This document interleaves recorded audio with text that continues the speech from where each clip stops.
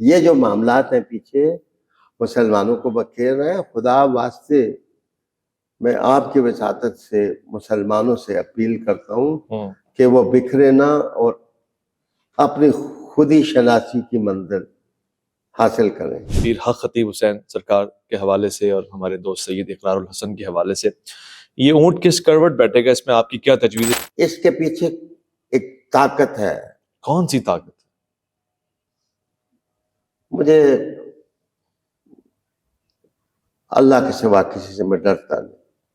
یہ سب پروپیگیشن یہودیوں کی طرف سے ہوتا ہے. جب دنیا ساری سرد جنگ میں مبتلا ہو تو یہ مولویوں کی جنگ نہیں ہے. اچھا، یہ دراصل ممالک کی جنگ ہے کہ آپ کی گلی میں کوئی یزید آیا، آپ نے اس کے لیے بھی پھول ڈالے تو سوچنے والا ذہن تو سوچے گا نا کہ کچھ فرق نہیں کیا جا رہا.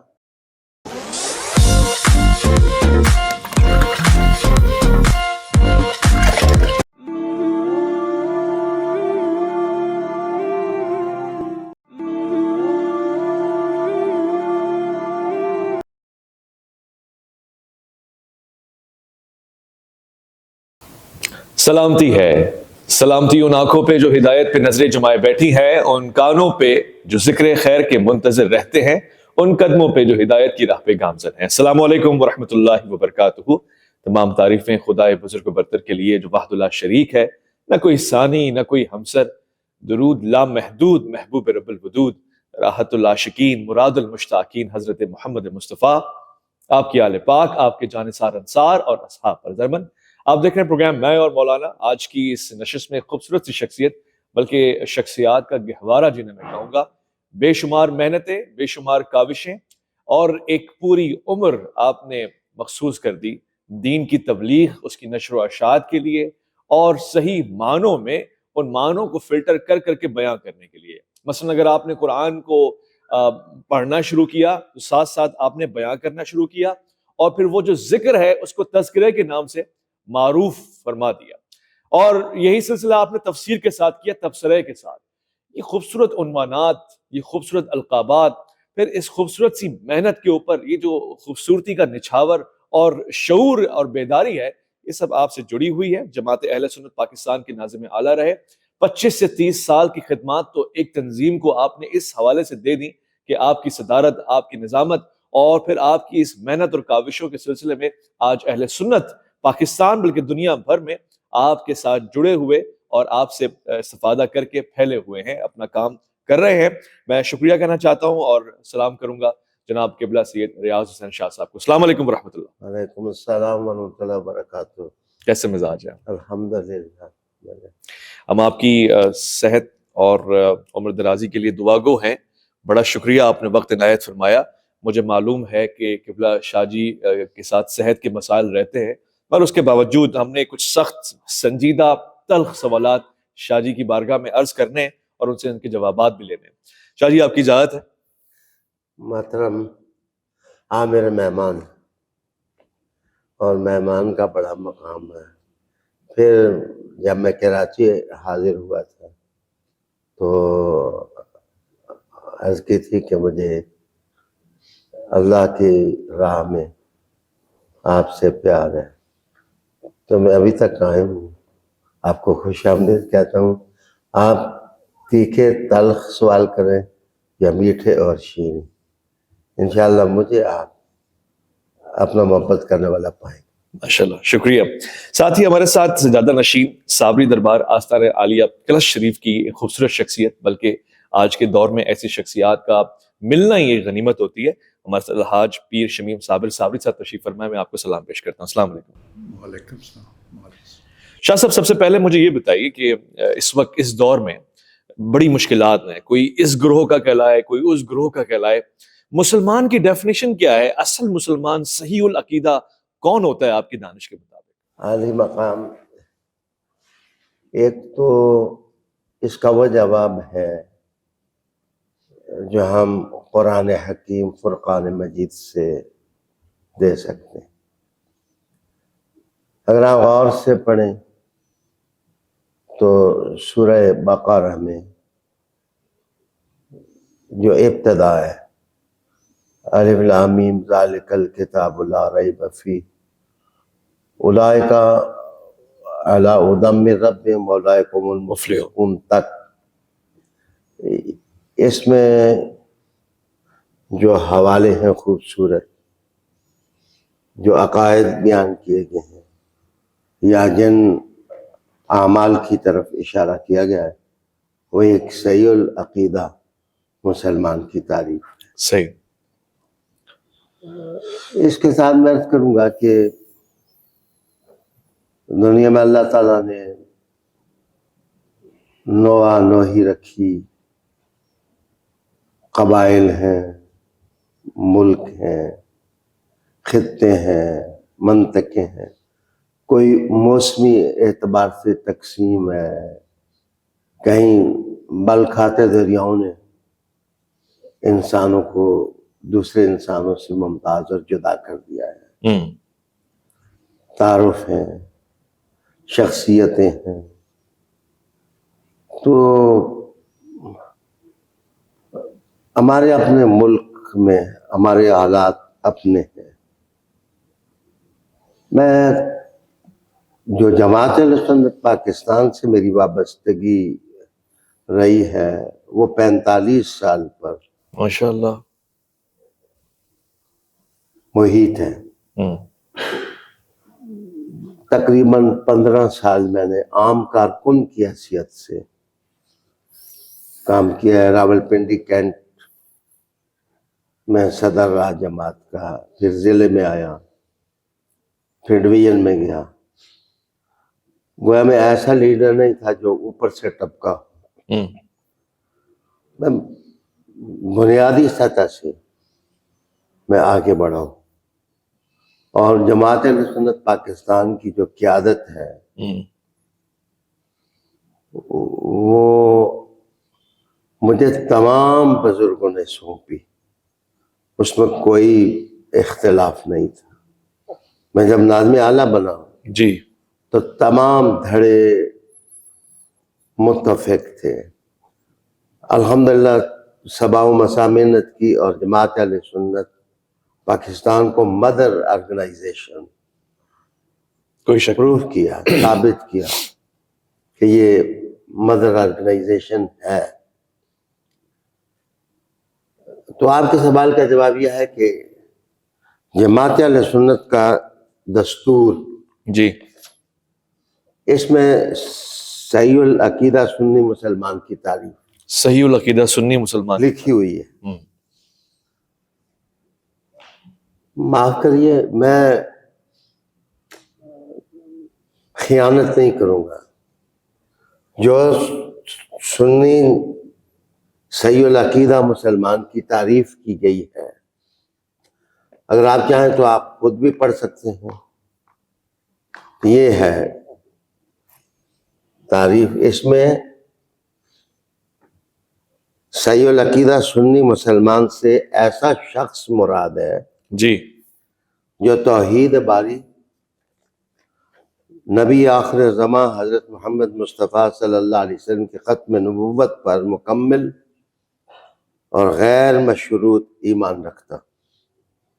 خلفائے راشدین، جملہ صحابہ کرام، اہل بیت اعظام، ائمہ مذاہب اربعہ، خصوصاً امام اعظم ابو حنیفہ، شیخ عبدالحق محدث دہلوی، مجدد الفسانی، شاہ ولی اللہ محدث دہلوی، شاہ عبدالعزیز محدث دہلوی، فضل خیر آبادی، اور اعلیٰ حضرت امام اہل سنت احمد رضا خان بریلوی کے عقیدہ پر ہو. یہ ایک صحیح العقیدہ سنی مسلمان کی تعریف دستور میں ہے. یہ پارٹ آف کانسٹیٹیوشن ہے. صحیح. تو میں اس پر 8 دفعہ منتخب ہوا، حلف اٹھایا، لاکھوں لوگوں سے میں نے حلف لیا. میرے خیال میں نے پہلے شورا کے اجلاس میں کہا تھا کہ یہ تعریف مکمل نہیں ہے. اچھا. میں نے جو تعریف کی ہے قرآن مجید کا حوالہ دیا ہے، لیکن یہ بزرگوں سے ہمیں جو سرمایہ ملا ہم نے اس کو اختیار کر کے.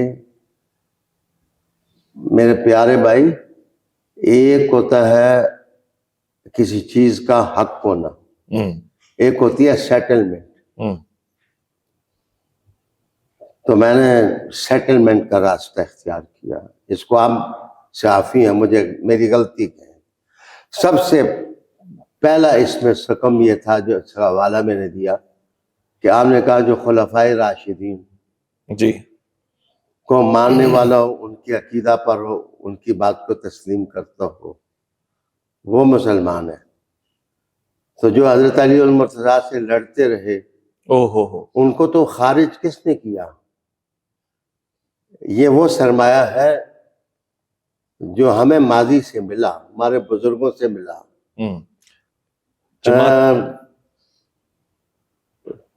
اپنے سوال کے جواب میں میرا انداز تھوڑا آپ بدلا ہوا پائیں تو میں معذرت چاہتا ہوں، لیکن قوموں کو چلانے کے لیے حق کے ساتھ سیٹلمنٹ کا راستہ بھی اختیار کرنا پڑتا ہے. میں سمجھا کہ ایک بہت بڑی فالوئنگ ہے جو اس عقیدے سے وابستہ ہے. تو آپ مجھے کہہ دیں کہ آپ نے جھوٹ بولا، آپ نے حلف اٹھایا، آپ نے حلف لیا، تو میں آپ کے سوال کے جواب میں کہوں گا استغفر اللہ، اے اللہ مجھے معاف کر دے. میں تو تمام صحابہ کو مانتا ہوں جی رضی اللہ تعالیٰ عنہم اجمعین، لیکن انسان کی بنائی ہوئی تعریف مسلمان کی وہ نہیں ہو سکتی جو اللہ نے اپنی کتاب میں دی، سبحان اللہ. قرآن حکیم میں دی ہے. اب آپ اپنے سوالات کا سلسلہ آگے بڑھائیں، انشاءاللہ محبت کی باتوں کا تبادلہ ہوتا رہے. جی وہ آپ نے ذکر چھیڑ دیا تو میرے دل میں اب ایسے خواہش بپا ہو رہی ہے کہ میں پوچھوں اعلیٰ حضرت احمد رضا خان بریلوی رحمۃ اللہ علیہ سے آپ کو کیسے بیر ہو سکتا ہے، کیسے آپ کو ان پہ اعتراض ہو سکتا ہے، جبکہ آپ نے 25 سال تو انہی کے نام کا حلف اٹھایا ہے، اور لوگ یہ کہہ رہے ہیں کہ آپ نے اعلیٰ حضرت کو اعلیٰ حضرت کہنے کے اوپر اپنے اشکال کا اظہار کیا. اس کی کیا وجہ ہے؟ دیکھیں، ایک ہے بیان، ایک ہے انڈرسٹینڈنگ. آپ جو بات کہتے ہیں کیا اپنے الفاظ کے معنی کو آپ زیادہ نہیں جانتے؟ زیادہ جانتے ہیں. اور ایک ہے انڈرسٹینڈنگ جو ہمارے آپ کے ذریعے لاکھوں لوگ دیکھنے سننے والے وہ انڈرسٹینڈ کرتے ہیں. غلطی بہرحال کہنے والے سے بھی ہو سکتی ہے اور غلطی انڈرسٹینڈ کرنے والے سے بھی ہو سکتی ہے، لیکن جب ایک آدمی تنہائی میں سنتا ہے اور اس کی انڈرسٹینڈنگ خراب ہو جاتی ہے تو اس کو انڈرسٹینڈنگ کو صحیح کرنے کے لیے کسی بڑے چشمے کی طرف بڑھنا چاہیے. ایسا ہی ہے کہ کیا جو معنی میں کسی آدمی کی بات کا لے رہا ہوں وہی معنی ہے جو مانتا ہے. جس وقت گروپ آف پیپل مارچ کرے کسی آدمی کی مخالفت کرنے میں تو اس کا مطلب ہے دال میں کچھ کالا ہے. کالا کالا ہے. آپ کے سوال کا جو دوسرا حصہ ہے وہ یہ ہے کہ پچھلے دنوں کسی اپنے بیان کے اندر میں نے لفظ اعلیٰ حضرت استعمال کر کے کہا مجھے دکھ ہوتا ہے، جی مجھے تکلیف. تو بھائی میرے، دکھ اور تکلیف تو کسی اچھی چیز سے بھی ہو سکتی ہے. مثلا آپ کا بیٹا ہے، آپ کا بھائی ہے، وہ آپ کا بھائی ہے، بیٹا ہے، رشتہ دار ہے، بزرگ ہے، آپ اس کے معاملے میں گڈ انڈرسٹینڈ کرتے ہیں یا مس انڈرسٹینڈ کرتے ہیں؟ تو آپ کا دل زخمی ہو سکتا ہے. محبت کس کا نام ہے؟ کس کو مس کرنے کا نام ہے. تو مس کرنے سے بھی تکلیف ہوتی ہے، لیکن وہ اس تکلیف سے الگ ہوتی ہے جو کسی کے ضرب لگانے سے، چوٹ لگانے سے تکلیف ہوتی ہے. مجھے دکھ ہے اس بات کا. اب یہ دوسرا دکھ ہے جی کہ جن لاکھوں لوگوں کو میں نے لیڈ کیا، جماعت کی بیٹرمنٹ کے لیے میں نے کوشش کی. جی 45 ممالک میں جماعت کے نظم قائم کیے، جی لاکھوں لوگ وابستہ ہوئے، اور اسی منشور کی بنیاد پر وہ لوگ منظم ہوئے. اس میں آخری نام لکھا ہوا ہے اعلیٰ حضرت. تو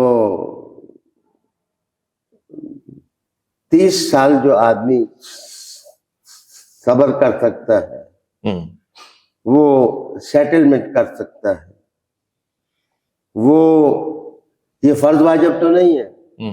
میں آپ کو کہنا چاہتا ہوں آپ جامع المعقولات ہیں، جامع المنقولات ہیں.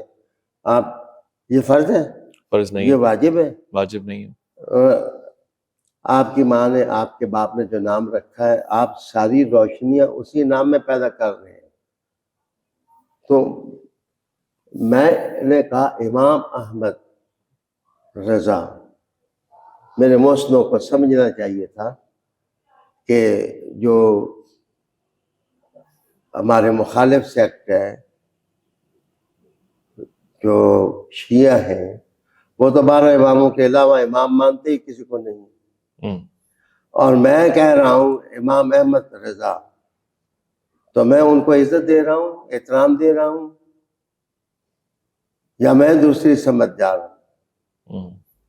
میرے خیال میں لقب القاب محبتیں ہوتی ہیں. اور آپ کے پاس کوئی مہمان آئے، آپ اس کو گلاب کے پھول دیں اور مہمان ناراض ہو جائے کہ مجھے چمیلی کے پھول کیوں نہیں دیے گئے. آپ اسے گل نرگس پیش کریں اور وہ کہے کہ مجھے نسترن کیوں نہیں دیا گیا. تو محبتوں کے ٹکرانے کا کوئی علاج نہیں ہوتا. یہ لا علاج مرض ہے. محبت کیوں ہوئی؟ تو میں برا نہیں کہتا. 30 سال جن لوگوں کو لیڈ کیا وہ برے تو نہیں ہیں، اچھے ہی ہیں. انہوں نے یہ کہا کہ ہمیں 30 سال ایک سبق پڑھایا ہے انہوں نے، وہ جب ہم نے پختہ یاد کر لیا ہے تو اب آپ اس بات سے بھاگ رہے ہیں. اب میں پرائیویٹ لائف گزار رہا ہوں. اب میں جماعت میں تو نہیں ہوں، ریٹائرمنٹ والی لائف. اب میری پرائیویٹ لائف ہے.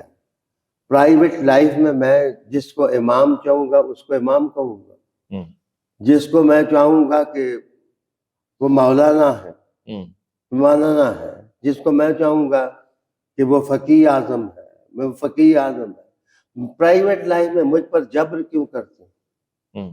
ماننے اور تسلیم کرنے میں میں نے تو ایک دکھ کا اظہار یہ کیا تھا کہ یار ہمارا انداز فکر کیا ہے کہ ابو بکر صدیق رضی اللہ تعالیٰ عنہ کو ہم حضرت کہتے رسول کریم صلی اللہ علیہ وآلہ وسلم کے بعد افضل مانتے ہیں، لیکن ان کو حضرت کہتے ہیں. حضرت عمر کو حضرت کہتے ہیں، اور حضرت عثمان کو حضرت کہتے ہیں. علی المرتضیٰ کرم اللہ وجہ الکریم کو حضرت کہتے ہیں. اور بریلی میں ہم پہنچتے ہیں تو ہم اعلیٰ حضرت کہتے ہیں. میں نے کہا مجھے اس جوڑ نہ ہونے کا دکھ ہے کہ ہم بڑوں کو چھوٹے القاب دیتے ہیں. اور بہرحال خلفاء کے مقابلے میں تو امام احمد رضا فاضل بریلوی کی حیثیت جو ہے وہ آپ یاد نہ رکھتے ہیں. جی میں تو ان کو ان کے برابر نہیں لا سکتا، ہے بھی نہیں. ہاں. اور میرے حال میں مجھے اپنے موقف پر قائم رہنا چاہیے اور میں قائم ہوں. مگر بزرگ بھی تو خود آپ کے استاد یا آپ کے زمانے کے لوگ بھی ان کو اعلیٰ حضرت ہی کہتے ہیں. اس میں اشکال کیا ہے؟ دکھ اور تکلیف کیا ہے؟ کوئی رعایت سیٹلمنٹ نہیں کر سکتے اب آپ؟ میرے خیال میں نے کہا کہ یہ عقیدتوں کا معاملہ ہے.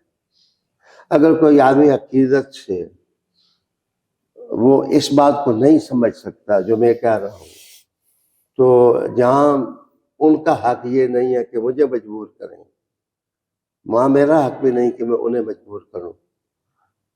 تو چلتے رہیں، وہ بھی چلتے ہیں، ہم بھی چل رہے ہیں، لیکن اتنا فرق ضرور کریں کہ آرگنائزیشنل لائف میں اور پرائیویٹ لائف میں فرق ہے. فرق ہوتا ہے. اگر آپ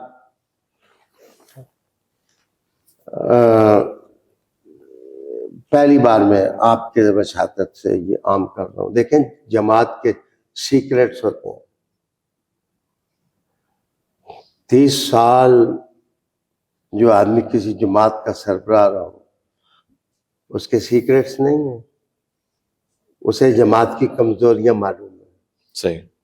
اس کو جماعت کی فضیلتیں معلوم ہیں، اس کو جماعت کا ماضی معلوم ہے، تاریخ معلوم ہے. تو میرے خیال میں یہ لوگ جو سمجھ نہیں پا رہے، یہ اصل میں ایک حسن عقیدہ کو اور اس کی عظمت کو سمجھ نہیں پا رہے. وہ نقصان دینا چاہتے ہیں کہ یہ کھل جائے اور جماعت کی کمزوریاں بیان کرے، لیکن میں انشاءاللہ بس بھائی نہیں کروں گا ایسا. ماشاءاللہ. میں جس چیز کا حلف اٹھایا ہے، تکلیف دہ بات ہوگی جی. ناظرین کے لیے یہ کہ میں تو 4 سال ہو گئے ہیں جماعت اہل سنت چھوڑی ہے، ایک اپنی زندگی گزار رہا ہوں، گوشہ نشینی کی زندگی گزار رہا ہوں. کیا وہ مسلک اتنے کمزور ہے کہ میرے 2 لفظوں سے پائے ہوگی؟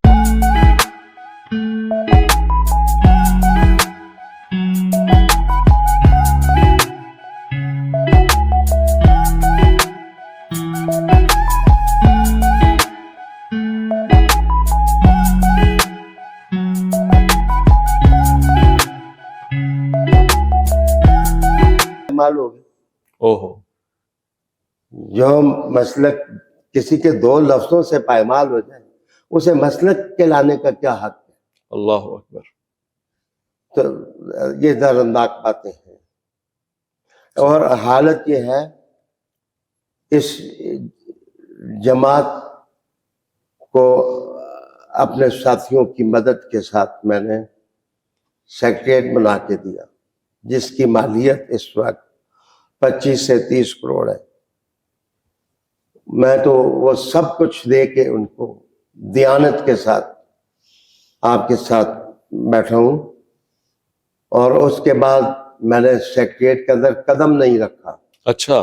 لیکن آپ کو عجیب بات بتاؤں، اس کے سارے ڈاکومنٹس میرے پاس ہیں، رجسٹریاں اب بھی میرے پاس ہیں. بڑی خوفناک حقیقت ہوگی یہ کہ میں نے کہا کہ مجھ سے کاغذات وصول کریں، لیکن تمام صوبوں کی لیڈرشپ مل کر میرے پاس آئے، میں ان کو ڈاکومنٹس حوالے کروں کروڑوں روپے کے. وہ امانت ہے میرے پاس. کیا کہنے. لیکن ان کو اکٹھا بٹھائے کون؟ یہ درنداک باتیں ہیں. کہ بڑا یہ جو تفریق ہو گئی، جیسے آپ نے کہا کہ اکٹھا بٹھانا ایک بڑا مسئلہ ہے. چلیں، میں آپ درد رکھنے والے آدمی ہیں اس وقت پاکستانی کی سطح کے اوپر، ویسے تو عالمی مسئلہ بن گیا ہے، مگر یہ جو خود اہل سنت میں تفریق ہو گئی ہے کہ ایک حصہ اہل بیت کی شان بیان کرتا ہے، محبت کے ساتھ کرتا ہے، اور اس پہ دوسرے حصے کا الزام یہ ہوتا ہے کہ یہ رافضی ہو گیا ہے، اس کو فنڈ آ رہا ہے، یہ ادھر چلا گیا، یہ ادھر چلا گیا ہے. دوسرا حصہ جو دوسرا طبقہ ہے وہ کام کر رہا ہے جو اس سے پہلے کبھی نہیں ہوئے، وہ عرس بھی منائے گا. یہ فرق کیوں آیا ہے؟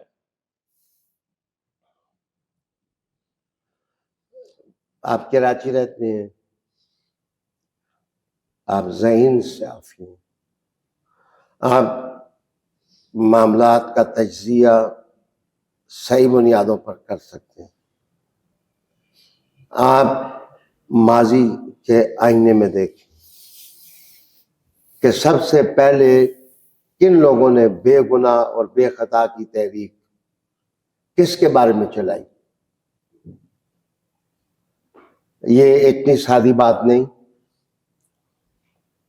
اس کے عقب میں قوم تھا جن لوگوں کے بارے میں ہم لوگ فتویٰ دیتے رہے کہ وہ جس مسجد میں قدم رکھیں اس جگہ کو دھوئیں نہ، اس کو کھیڑ دیں، وہ اتنے پلید ہیں، وہ اتنے محترم، باتیں سننی آپ کے لیے مشکل ہوگی۔ ریاض الحسین شاہ نے تو گوشہ نشین ہونے کے بعد کسی کے ساتھ نہیں ہاتھ ملائے، لیکن خود احباب جو ہیں وہ عیسائیوں کی جو ہے وہ کرسمس بھی منا لیتے ہیں، وہ کیک بھی کاٹ لیتے ہیں، وہ کیک کھا بھی لیتے ہیں، وہ دوسری عبادت گاہوں میں چلے بھی جاتے ہیں، لیکن ریاض حسین شاہ پر تہمت یہ ہے کہ اس نے احمد رضا کو اعلیٰ حضرت کیوں نہیں کہا، جو 30 سال میں جدت جہد کی، دبئی کے اندر کنز ایمان پر پابندی تھی، سعودی عرب میں کنز ایمان پر پابندی تھی، اس کے علاوہ کئی ریاستیں تھیں وہاں پابندی تھی، میں نے وہ کام نہیں کیا۔ اگر جماعت کی طاقت میرے ساتھ نہ ہوتی، اگر جماعت کی تائید میرے ساتھ نہ ہوتی صحیح، تو معاف کرنا، یہ وہی صاحب ہے جن کی کتابوں کے لیے میں جد و جہد کرتا رہا، ان کا لٹریچر عام کرنے کے لیے محنت کرتا رہا، جن کو آپ اعلیٰ حضرت کہتے ہیں۔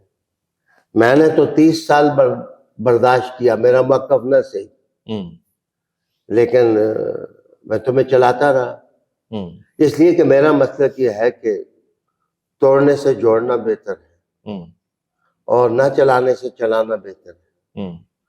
اب بھی میں برداشت کرتا ہوں، شاید فقیہ دورہ امام احمد رضا فاضل بریلوی رحمۃ اللہ علیہ کے بارے میں جتنا میں نے لکھا ہے، اچھا، ماشاءاللہ، جتنا میں نے لکھا ہے کم کسی نے لکھا ہوگا۔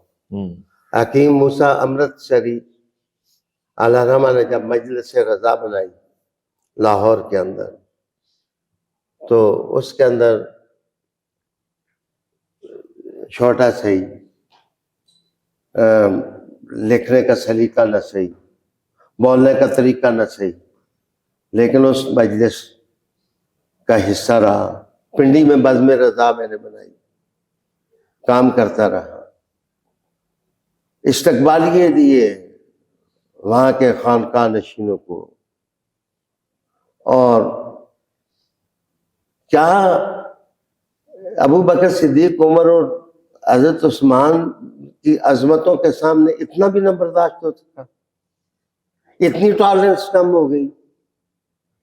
میں تو یہ کہتا تھا کہ میرے پاس اگر لفظ ہوتے اعلیٰ اعلیٰ اعلیٰ اعلیٰ کہ میں ساری زندگی ادا کرتا تو میں ابو بکر صدیق رضی اللہ تعالیٰ، وہ اتنے بڑے ہیں، حضرت عمر اتنے بڑے ہیں، حضرت عثمان اتنے بڑے ہیں، حضرت علی اتنے بڑے ہیں۔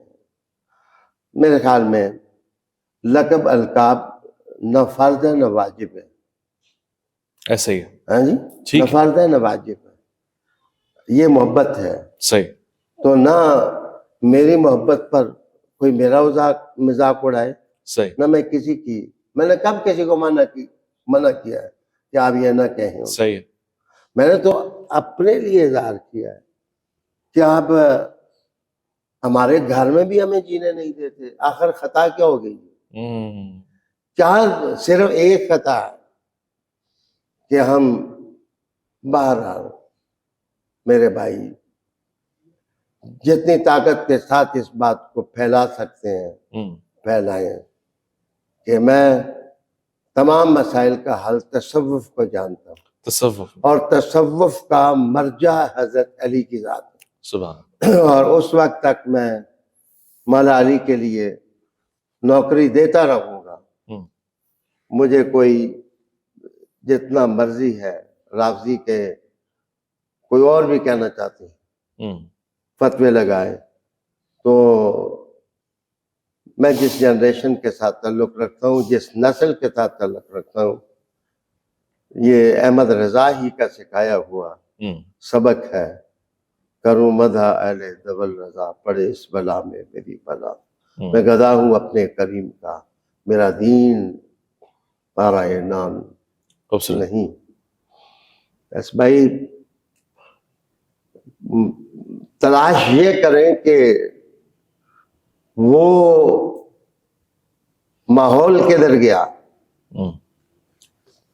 وہ ماحول کہاں گیا جس میں اتفاق، اتحاد، محبت، تحمل کی خوشبو آتی تھی.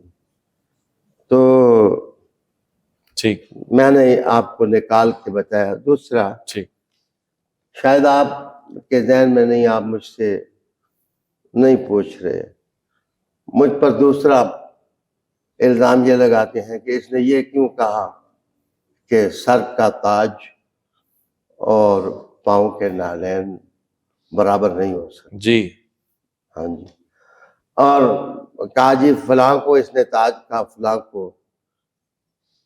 مجھے بتائیں استعاروں کا معنی متعین کرنا، معنی متعین کرنے والا گستاخ ہوتا ہے یا کہنے والا؟ قرآن حکیم فرقان مجید کی ایک آیت کا حوالہ میں دینا چاہوں گا. یہ بسم اللہ. ارشاد باری ہے، وما یستوی الاعمی والبصیر. برابر نہیں ہو سکتے دیکھنے والے. نہیں، اندھا اور دیکھنے والا برابر نہیں. جی. ولا الظلمات ولا النور. اندھیرے اور روشنی. اندھیرے اور روشنی برابر نہیں. ولا الظل ولا الحرور.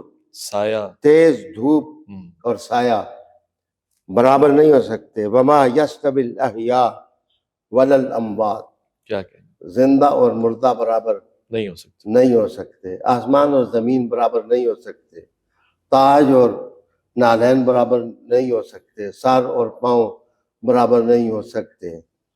آپ کہتے چلے جائیں پستی اور بلندی برابر صحیح نہیں ہو سکتے. اور بینا اور نابینا برابر نہیں ہو سکتے. مجھے بتائیں جن لوگوں نے ان سارے نابینا، اعمیٰ، اس کا معنی متعین کرتے ہوئے وہ شام کی گلیوں میں جا کھڑے ہوئے ہیں، گستاخ ہوئے ہیں یا میں ہوں؟ سوچنا پڑے گا. جس وقت دل گندا ہو جائے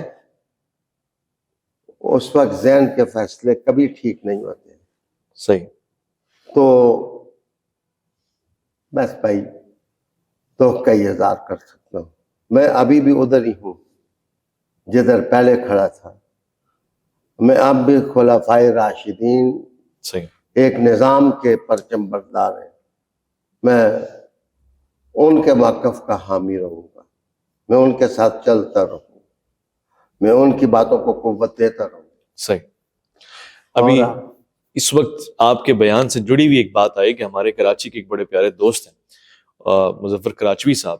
انہوں نے بھی اس بات میں، بلکہ کتابوں کا مطالعہ کرنے کے بعد اس بات کا اقرار کیا ہے کہ بھئی حضرت علی کرم اللہ وجہہ کا مقام و مرتبہ ایسا ہے کہ پوری اس طرف کی نسل بھی ان کی جوتی کی خاک کے برابر نہیں ہے.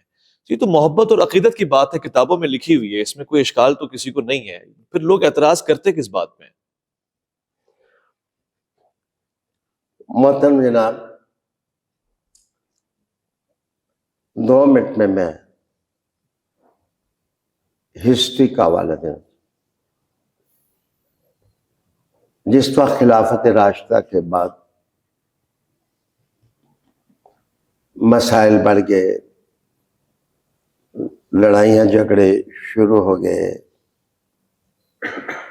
خاندانی رکاوٹیں جس وقت ابھرنے لگیں، تو اہل بیت اطہار کے لیے سب سے مشکل امر یہ تھا کہ اگر گارمنٹ سیکٹر پر دین ختم ہو جاتا ہے، دین کی بنیادیں کمزور کر دی جاتی ہیں، تو پرائیویٹ سیکٹر میں ہم اسلام کو لے جائیں تاکہ اس کی بنیادیں مضبوط ہو جائیں.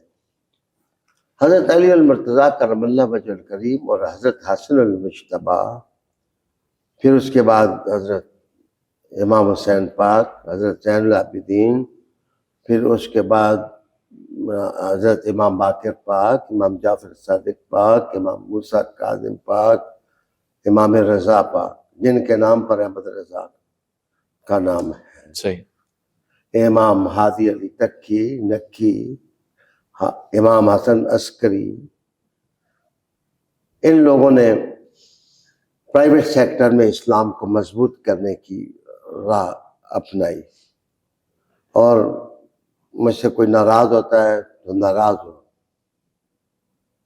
حق یہی ہے کہ اگر ائمہ اہل بیت اطہار اس وقت صبر، حوصلے اور حکمت کے ساتھ نہ چلتے تو آج دنیا میں اسلام کا نام نہ دکھائی بے دیتا۔ شک، بے شک، اس وقت جو ادارے ابھرے، ایک فقہا کا تھا، دوسرا ادارہ اہل تصوف کا تھا، تیسرا ادارہ محدثین کا تھا۔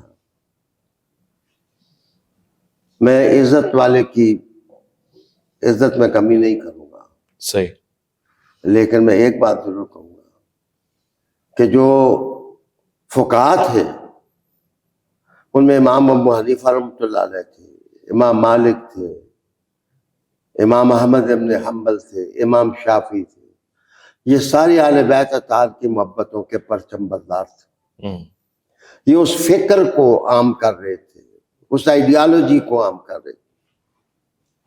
حکومتیں جو بھی تھیں انہوں نے ان کو جیلوں میں ڈالا، کوڑے مارے، کنویں میں پھینکا۔ امام رضا کو 15 سال اندھے کنویں میں ڈال دیا گیا۔ ان کی فکر اور ان کے افکار کے پیٹ سے تصوف نے جنم لیا، جس میں بڑے لوگ پیدا ہوئے۔ اور پتہ نہیں میری بات کیوں نہیں لوگ سمجھتے کہ میں کہتا ہوں کہ تصوف کے جتنے بڑے لوگ ہیں، جنید بغدادی ہیں، شبلی ہیں، ابو الوراق ہیں، سلطان فقہا العارفین، ہیں، امام ابو حنیفہ ہیں، سعید ابن مسیب ہیں، سعید ابن جبیر ہیں، میسم ہیں، قمبر ہیں، اور خود حسن بصری ہیں۔ یہ سارے کے سارے حضرت علی المرتضیٰ کے کفش بردار تھے، بے شک، سب۔ ویسے بھائی جو جھگڑا 1400 سال پہلے نہیں ختم ہوا، آپ اور ریاض حسین کیا کیسے؟ صحیح، کچھ چیزیں قیامت کی طرف بھی جانی ہیں، اور انشاءاللہ ہمارا ضمیر مطمئن ہے کہ ہم نے سب کو عزت دی۔ صحیح ہے۔ میں نے قبلہ ایک ایسی چبھتا ہوا سوال ابھی میرے ذہن میں آیا، اور آپ ہی اس کو حلوہ بنا سکتے ہیں۔ خود آپ نے فرمایا امام احمد رضا خان بریلوی رحمۃ اللہ علیہ اپنے اساتذہ سے اختلاف کرتے رہے، یعنی ایک تدریسی معاملے میں اختلاف اتفاق ہوتا ہے، بہت سے معاملات میں، خاص طور سے جناب شیخ ابو طالب آپ پہ ہمارا سلام، ان کے معاملے پہ بہت سے لوگ احمد رضا خان بریلوی رحمۃ اللہ علیہ سے اختلاف کرتے ہیں۔ آپ اس کو جائز سمجھتے ہیں، مناسب ہے، اس میں کوئی اعتراض تو نہیں ہونا چاہیے، یہ حق کسی کو حاصل نہیں ہے؟ اتفاق کی بات ہے، حسن اتفاق کی بات۔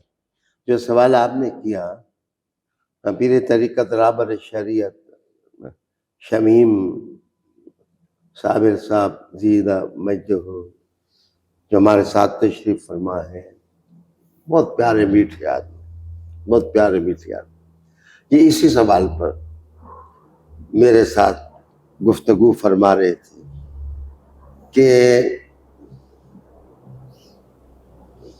3 جہتوں سے اس بات کو میں لیتا ہوں۔ میں مولانا احمد رضا خان فاضل بریلوی رحمۃ اللہ علیہ میرا موضوع نہیں ہے، ان کی تحقیق بھی میرا موضوع نہیں ہے۔ ان کی تحقیق مجھ سے اچھی ہو سکتی ہے، ٹھیک ہو سکتی ہے، لیکن اگر بڑا بندہ اچھا کھانا کھاتا ہے تو چھوٹے کو کھانے سے محروم تو نہیں کیا جا سکتا۔ کیا بات، تحقیق کے دروازے تو قیامت تک کھلے ہوئے، کھلے رہیں گے۔ ہمارے بزرگ ہیں، ہم ان کے پیچھے چلتے ہیں، لیکن میرے خیال میں امام احمد رضا نے اپنے استاد کی بات نہ مان کر ذہنی دخلان، وہ تو امام ابی طالب کے قائل تھے، جی امام احمد رضا نے توہین تو نہیں کی اپنے استاد کی، وہ استاد قائل ہے ایمان کا، تو میرے خیال میں اگر انہوں نے توہین نہیں کی تو ہم بھی توہین نہیں کرتے جب ہم ان کی تحقیق سے اختلاف کر لیتے ہیں۔ اور ہزاروں مسئلے ہیں، آج پوری دنیا کے اندر لاؤڈ سپیکر پر نماز پڑھائی جا رہی ہے، احمد رضا لاؤڈ سپیکر پر نماز کے قائل نہیں تھے۔ اگر نماز پڑھائی جا رہی ہے تو سارے کافر تو نہیں ہیں، اختلاف ہی کیا ان سے۔ ہاں، تو میرے خیال میں اگر ایک مسئلے میں اختلاف سے بندہ کافر نہیں ہوتا تو دوسرے مسئلے میں اختلاف سے کافر کیسے ہو جاتا ہے؟ کیا بات ایک بہت بڑا نام ہے، میں وہ نام نہیں لوں گا، انہوں نے مجھ سے کہا کہ آپ امام ابی طالب کے کیوں قائل ہیں؟ یہ دیکھیں بخاری شریف نے کہا جی یہ حدیث نہیں ہے، تو میں نے مسکرا کے ان کے ہاتھ سے کتاب لے کے چھوم کے رکھ کے کہا، میں نے کہا آپ تو ہزار حدیثیں نہیں مانتے، میں تو ایک ہی حدیث میں تحقیق کر رہا ہوں۔ وہ کہتے ہیں وہ کیسے؟ میں نے کہا آپ رفع یدین نہیں کرتے، آپ فاتح خلف الامام نہیں پڑھتے، صحیح، آپ امین نہیں کہتے اونچی، تعزیرات سے حدود سے لے کر اذان اور اقامت تک کے مسائل میں سیاہ کے اندر حدیث اور ہے، آپ کے راستے اور ہے۔ جی تحقیق ہوگی، یقیناً تحقیق کے بغیر کوئی نہیں چلتا، لیکن میں بظاہر صورتحال کی بات کر رہا ہوں۔ تو میں نے کہا کہ آپ اتنی حدیث کو ترک کر کے اگر توہین نہیں کرتے تو میرے خیال میں امام ابی طالب کو مان کر اتنا بڑا مجرم نہیں کیا بنتا۔ اور دوسری بات یہ ہے بھائی صاحب کہ اسی مسئلے کا ایک راوی ہے باہر کا جو پیدا ہی بعد میں ہوا ہے، وہ روایت کرتا ہے کہ ابو طالب کو کہا گیا کہ ایمان لائے تو انہوں نے کہا بل علی ملت آبائی، میں اپنے آبا و اجداد۔ اور ایک آدمی راوی ہے حضرت عباس، وہ کہتے ہیں میں نے کان لگا کے سنا تو وہ پڑھ رہے تھے لا الہ الا اللہ محمد۔ تو حیرت کی بات یہ ہے کہ جو باہر کا راوی ہے آپ اس کی بات سنتے ہیں، جو گھر کا ہے اس کے آپ کیوں نہیں سنتے؟ اللہ تو میرے خیال میں نہیں کہتا، مجھے کوئی دعویٰ نہیں ہے کہ فاضل بریلوی رحمۃ اللہ علیہ وہ ہم سے بڑے عالم ہیں، ہم سے بڑے لوگ ہیں، ہم ان کی عزت احترام گلی کے اڑتے ہوئے خاک کے ذروں کی گالیاں سن کر ان کی عزت کا راستہ نہیں چھوڑیں گے، کیا بات، ہم ان کی عزت کرتے رہیں گے۔ لیکن امام ابی طالب حضور کے چچا کا مسئلہ ہے، اس میں ہماری تحقیق کی ہے۔ صحیح، مولانا عطا محمد صاحب بندیالوی، میں نے کہا کہ مولانا عطا محمد صاحب بندیالوی نے کہا کہ ان کا ایمان ثابت ہے، کیا وہ کافر ہو گئے؟ نہیں، زین دہلان نے کہا کہ وہ مسلمان ہے، کیا وہ کافر ہو گئے؟ نہیں، میں درجنوں نام لے سکتا ہوں۔ تو یہ اس کا دوسرا پہلو ہے۔ تیسرا پہلو یہ ہے، مجھے کسی بندے نے کہا کہ آپ جواب دیں اس بات کا کہ سیکرٹ سروسز کوئی سنت سے ثابت ہے کہ ایسا ادارہ قائم کرنا کہ جو اسلام کے مفاد کی خاطر وہ اپنے اسلام کو ظاہر نہ کرے، وہ پہرا دے، صحیح، تو کیا رسول اللہ علیہ السلام نے ایسا کوئی اہتمام کیا؟ تو میں اس کا جواب دوں گا کہ اس سیکرٹ سروس کا سربراہ ابو طالب، انہوں نے کیا کہنے، اسلام کی مفاد کی خاطر، دین کے مفاد کی خاطر بہتر سمجھا کہ اپنے اسلام کو چھپا کے رکھیں۔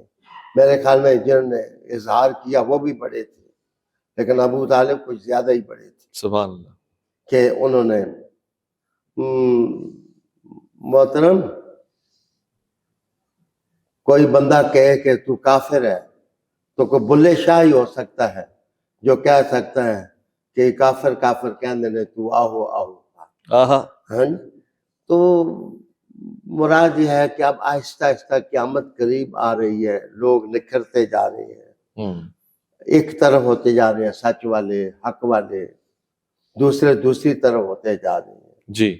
میں اور آپ جتنی بھی کوشش کریں کہ مل جائیں، میرے خیال میں آخر کسی دن تو ریت سے موتی نکل نہیں. واہ واہ واہ واہ. اور ان موتیوں کو چننے والے معاشرے کے اندر پیدا ہونے ہیں انشاءاللہ العزیز. انشاءاللہ. تو میں زیادہ باتیں نہیں، سب کا احترام کرتا ہوں. اگر کوئی مجھے کہے کہ آپ کو ماریں گے، آپ کو آنے نہیں دیں گے، آپ کو یہ نہیں کریں گے، تو کیا آپ کربلا میں یہ سب کچھ کر نہیں چکے؟ ہو کیا کیا کر نہیں چکے؟ سب کچھ کر چکے. ذبح آپ نے کیا حضور کی اولاد کو، ان کی لاشوں پر تم نے گھوڑے دوڑائے. اللہ اکبر. آپ نے سب کچھ کیا. سب کچھ کرنے کے بعد جو قاتل تھا اس کو آپ مصر ہیں کہ رضی اللہ تعالیٰ عنہ کہیں. مجھے بتائیں کہ یہ دردناک اور خوفناک کہانی کہاں جائے گی؟ کفن کی تنیاں اور کفن تیار ہو رہے ہیں. میرے پیارے بھائی، یہ ہوگا سب کچھ. اللہ پاک نے نشانی لگا دی ہے کہ سچ والے اور حق والے ادھر ہوتے جائیں. یہ بات ہے جو میں نے کہی صاف بندی ہو رہی ہے. میرا وہ جملہ بھی بہت مشہور ہے، دیکھو جی فرقہ واریت کا یہ تخم بو رہے ہیں. میں نے کہا فرقہ واریت نہیں ہے، میں نے تو اشارہ اس طرف کیا ہے کہ ایک طرف دجال کی صاف بندی ہو رہی ہے اور دوسری طرف مہدی پاک کے موقف کی صاف بندی ہو رہی ہے. بھائی ہماری طرف سے قوم سے معافی مانگے. وہ قوم ہماری اگر چاہتی ہے کہ ہم اپنے بڑوں کو چھوڑ دیں تو وہ ہم نہیں چھوڑ سکتے. بہت خوب بہت خوب. قبلہ یہ دوسری صف بندی کی جو ذکر آپ نے فرمائی ہے، یہ بات سمجھنے سے بالا تر ہے. آپ نے خود اس کا ذکر کیا. مثلا ایک طرف یہ نعرہ بے خطا اور اس طرح کی چیزیں یہ اس سے پہلے نہیں سنی تھی، پچھلی نسل نے تو کم سے کم نہیں سنی تھی. دوسرا یہی کمبخت ہماری نسل یہ ثابت ہوئی جس نے یہ سنا کہ جناب سیدہ کے حوالے سے اتنی جرأت آ گئی کہ لوگ خطا پہ ثابت کرنے کے لیے ضد پہ آ گئے. یہ دونوں طرف کا رجحان کیسے پڑا ہے خاص طور سے ہمارے حلقوں میں؟ دونوں طرف نہیں. آپ میرے خیال میں سائن آف انٹروگیشن آپ ڈال رہے ہیں کہ ایسے کیوں ہو رہا ہے. جب دنیا ساری سرد جنگ میں مبتلا ہو تو یہ مولویوں کی جنگ نہیں ہے. اچھا. یہ دراصل ممالک کی جنگ ہے.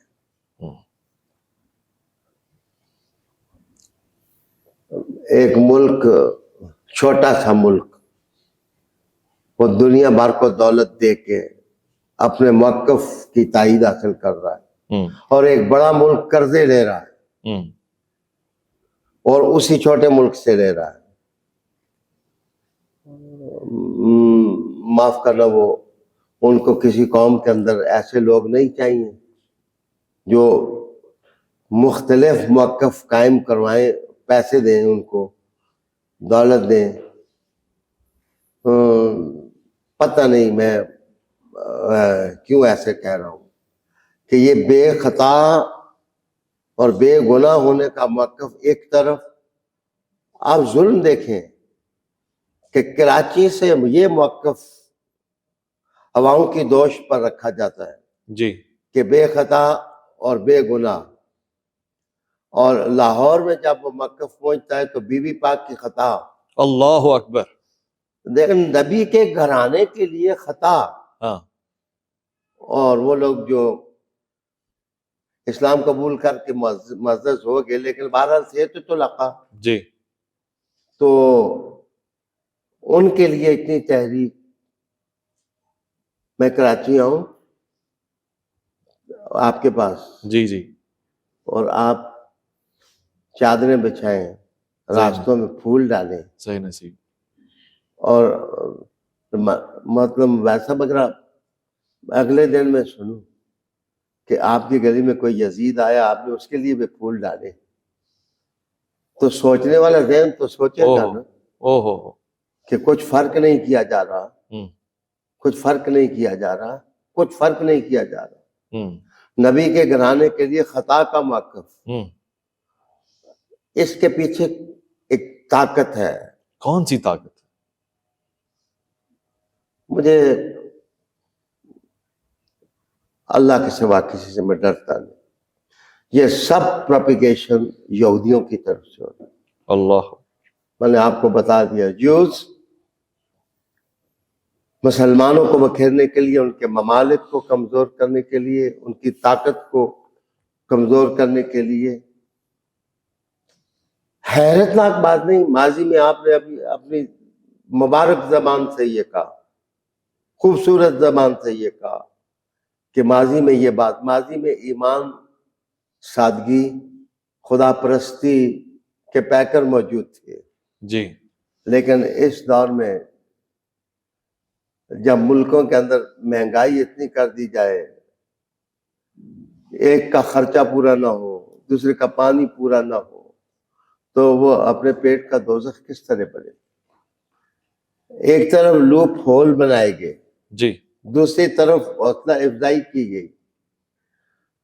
عجیب بات ہے کہ اس زمانے میں جو بکتا ہے اس کو بھی نہیں پتا کہ مجھے خریدا جا رہا ہے, اور مزے کی بات ہے اس کو یہ بھی پتا نہیں کہ مجھے کیوں خریدا جا رہا ہے.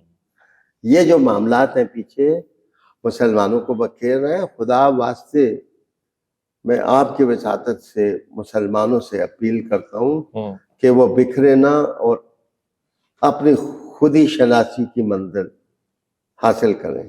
خوب, بہت خوب. قبلہ آخر میں آپ کو مزاحم کرنا چاہتا ہوں, معذرت, مگر ایک سلسلہ چل رہا ہے پیر حق خطیب حسین سرکار کے حوالے سے اور ہمارے دوست سید اقرار الحسن کے حوالے سے. یہ اونٹ کس کروٹ بیٹھے گا, اس میں آپ کی کیا تجویز ہے؟ کیونکہ پیر صاحب خود آپ کے پاس بھی آتے ہیں اور سید اقرار سے بھی آپ آشنا ہیں, وابستہ ہیں, تو آپ کے خیال سے کوئی حل, کوئی تجویز, کون صحیح کون غلط؟ میرے خیال میں اس سوال کا جواب اس طرح دینا تو میرے لیے مشکل ہوگا, کون صحیح اور کون غلط. لیکن یہ جواب اس طرح دینا میرے لیے آسان ہوگا, صحیح صحیح ہے اور غلط غلط ہے. پیر صاحب بھی تشریف لاتے ہیں. ابھی آپ کی وساطت سے سید اقرار صاحب شاہ صاحب سے بھی بات میری ہوئی ہے, جی, مختصر ہوئی ہے.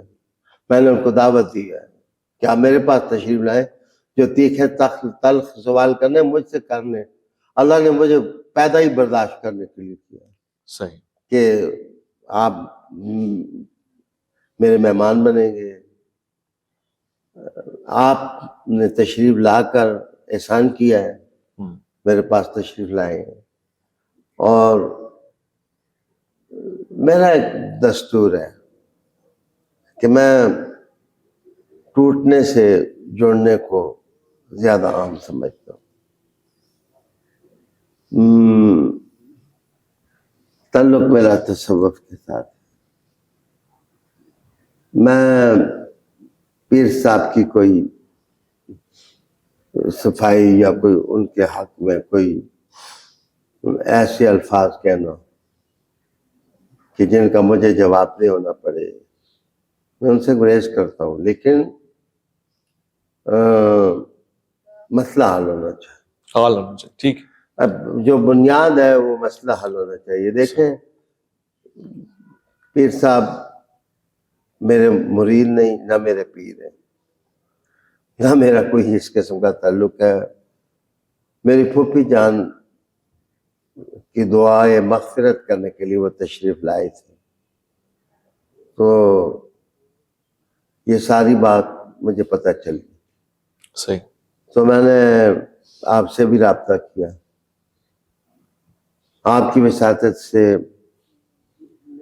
سید صاحب سے بھی رابطہ کیا. سچی بات ہے, ایک سطح پر میں نے ایک بڑے چینل کے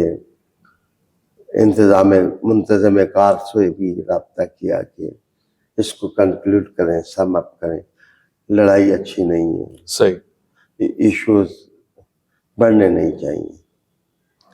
میں اب بھی اس بات کا قائل ہوں۔ میرے خیال میں اس کے 3 راستے ہو سکتے ہیں۔ اچھا، پہلی بات یہ ہے کہ سید صاحب بھی، پیر صاحب بھی، آپ بھی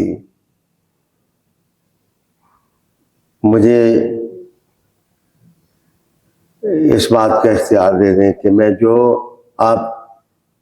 جس چیز کو آپ غلط سمجھتے ہیں، میں امر بالمعروف کے طریقے سے پیر صاحب کو بلا کر ابلاغ کروں اور آپ کی خدمت میں گزارش کروں کہ اب یہ سلسلہ بند ہو جانا چاہیے۔ اور تیسرا طریقہ یہ ہے کہ ARY والوں کو کہیں کہ وہ جرگہ قائم کریں۔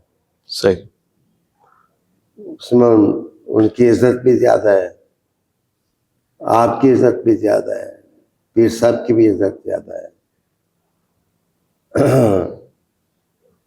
کراچی کے علماء کا اچھے، میرے خیال میں میری وہاں سے تجویز ہے دیکھنے کہ کو- آپ کو ہونا چاہیے اس میں۔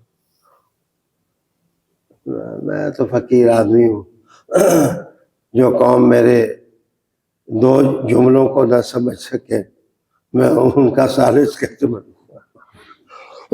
لیکن بہرحال میں حاضر ہوں۔ شکریہ۔ تو وہ جرگہ قائم کر کے آپ اپنے خیالات کا ابلاغ کر دیں۔ ٹھیک ہے، پیر صاحب بھی اپنا کوئی نمائندہ دے دیں۔ وہ خود تو میرے خیال میں گفتگو زیادہ نہیں فرماتے یا کرتے ہیں، تو جو ثالث ہے اس جرگے کا، صحیح، یہ جرگہ جو ہے یہ پہلی دفعہ کسی ایشو پر قائم ہوگا، صحیح، سکرین پر۔ صحیح، تو میرے خیال میں سچی باتیں، جو آپ کی باتیں سچی ہیں میں ان کو جھوٹ نہیں کہہ سکتا۔ بہت خوب، جو پیر صاحب کا خانقاہی نظام ہے اس میں صرف تھوڑی سی تکلیف مجھے یہ ہے کہ اگر ان کو ضرب لگتی ہے تو پورے خانقاہی نظام کو ضرب لگتی ہے۔ ٹھیک ہے، ایسے لوگ بھی موجود ہیں بھائی میرے، جو پیر ہیں، جن نے خانقاہیں قائم کی ہوئی ہیں، جن کا نام ہی شرمندگی ہے، جی جی، اس طرح کا پھرتا پھر اللہ ہو تو کراتے ہیں، لا الہ الا اللہ۔ تو بنانے کے لیے بہت کچھ برداشت کرنا پڑتا ہے، جوڑنے کے لیے بہت کچھ انسان کو قربانی دینی پڑتی ہے۔ تو شاید میرے لیے مشکل نہیں ہوگا کہ میں ان کو بھی سمجھاؤں کہ یہ کام، بہت خوب، آپ کی بات یہ مجھے آن دا ریکارڈ آپ نے نہیں کی، لیکن مجھے اچھی لگی ہے۔ ہماری قوم کی عادت قومی سطح پر ٹھیک نہیں۔ صحیح، میرے ساتھ پیر صاحب بیٹھے ہیں،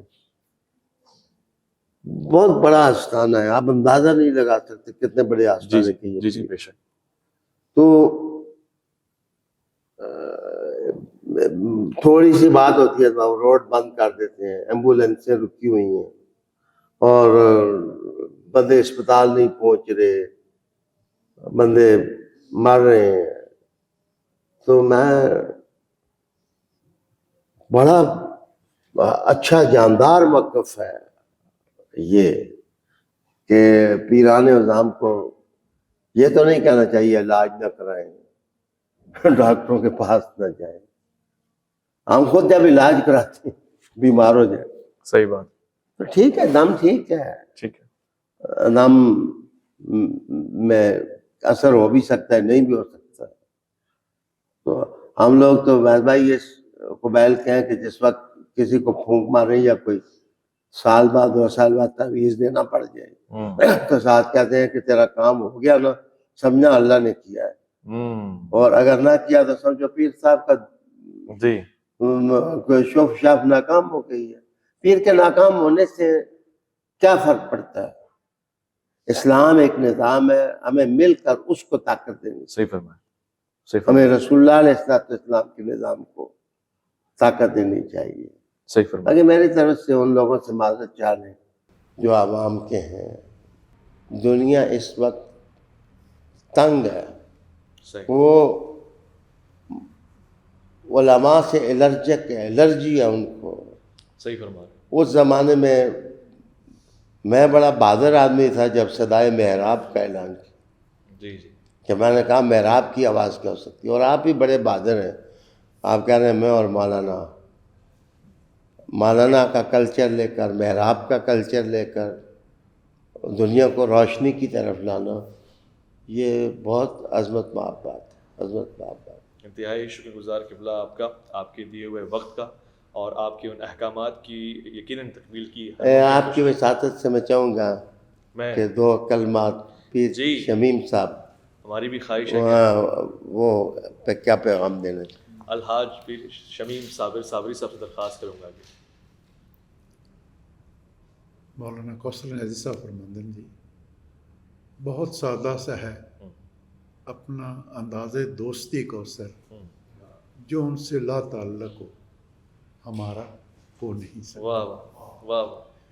درگاہی نظام یہ لوگ ہیں جڑے مدینے والے بادشاہ دی امانت لے کے برے صغیر چائے جی, اور لا الہ دی گونج پوا چڑی. اور انہاں لوکاں دے وہ احسان جڑے رام رام کرتے سن لا الہ لے. واہ واہ. مالک انہاں پاک لوکاں دے محنتاں قبول فرمائے, آمین. شفقتاں فرمائے. اور ریاض شاہ صاحب جی ہستی جڑے کمال دی حد تک اپنی ڈیوٹی پہ کرتے ہیں, مالک انہاں دیاں بھی محنتاں قبول فرمائے اور اپنی حبیب دے صدقے اپنا سایہ قائم رکھے ساڈے واسطے. آمین. آمین. مہربانی. خواتین حضرات, آپ نے سماعت فرمایا. اصل میں تعریف تو اس شخص کی جس کے کی جائے بڑی اہمیت کی حامل ہوتی ہے, مگر تعریف کرنے والا اگر خود بھی ایسا ہو کہ اس کی بات میں اثر ہو, دم ہو, تو پھر وہ واقعاً تعریف ہوتی ہے. میں اختتام میں قبلہ شاہ صاحب کا شکریہ ادا کرتا. یہ بہت ہی کمزور بات تھی, مگر اچھی بات یہ ہوئی اور بڑی بات یہ ہوئی, اور اس حوالے سے تعاون فرمایا جناب شمیم صابری صاحب نے. پھر صاحب آپ کا بے انتہا شکریہ, اور سید ریاض حسین شاہ صاحب میں آپ کا شکر گزار ہوں. آپ نے بہت قیمتی وقت دیا. 2-4 باتیں کہہ کر میں آپ سے اجازت کا طلبگار رہوں گا. شاہ صاحب سے گفتگو کرنے کے لیے مجھے کسی قسم کی ڈکٹیشن کی ضرورت نہیں پڑی, کوئی سوال ایسا لکھا ہوا انہوں نے نہیں دیا, بلکہ میں نے خود کہا کہ میں مشہور, اور اس حوالے سے میری وجہ شہرت بن گئی کہ میں سخت سوالات کر لیتا ہوں. تو انہوں نے کہا آپ دنیا بھر سے کیوں کرتے ہیں, میں ہوں, مجھ سے کریں آپ سخت سوالات. اور وہی چیز میں نے دیکھی. ساتھ میں ایک اور بات بھی ہے, کیونکہ ہم جو دیکھتے ہیں وہ کہنے کے عادی بھی ہیں کہ شاہ صاحب کی شخصیت میں جہاں کشش ہے, وہاں ان کے اخلاق میں جناب حضور کریم صلی اللہ علیہ وآلہ وسلم کی محبت, ان کے اصحاب کی اور ان کے آل کی محبت پائی جاتی ہے. اور وہی سلسلہ ہے خانقاہوں کا, درگاہوں کا, اصل معنوں میں کہ جو لوگ بدنام کرنا چاہتے ہیں خانقاہوں کو اور اس نظام کو, جس کی چند مثالیں بھی ان کو مل جاتی ہیں, جیتی جاتی مثالیں, اس سلسلے میں درخواست کروں گا کہ ان مثالوں کی طرف آئیں, تو شاید آپ کو خانقاہوں کا, درگاہوں کا, آستانوں کا اور ان مہربانوں کا اصل چہرہ نظر آ جائے. مگر اس کے باوجود کہیں بھی کوئی سوال آپ کے ذہن میں آئے, میں آپ سے درخواست کروں گا کہ ہم جب بھی آپ کے پاس آئیں سوالات کو لے کے, آپ ہمیں نا امید نہ کیجیے گا, کیونکہ ایک عالم ہی کے ساتھ میں اور مولانا اور میں اور عالم کا سلسلہ چل سکتا ہے. شکریہ کہتے ہوئے آپ تمام دوستوں کا اور شاہ صاحب کے لیے, قبلہ حضور کے لیے صحت کی گزارش ہے کہ آپ دعائیں صحت فرمائیں. میں آپ سے اجازت چاہوں گا, محمد اویس ربانی کو آپ اجازت دیں گے. اللہ کی امان میں.